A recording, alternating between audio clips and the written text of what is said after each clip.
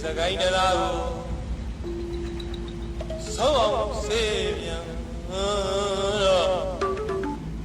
3850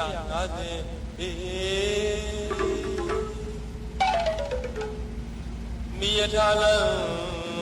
အကျေဝန်းသည်ဟာ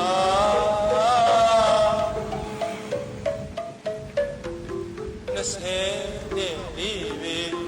မပူမဆောင်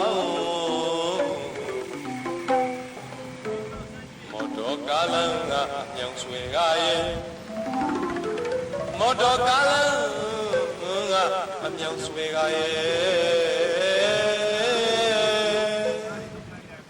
အတောင်20သာသာ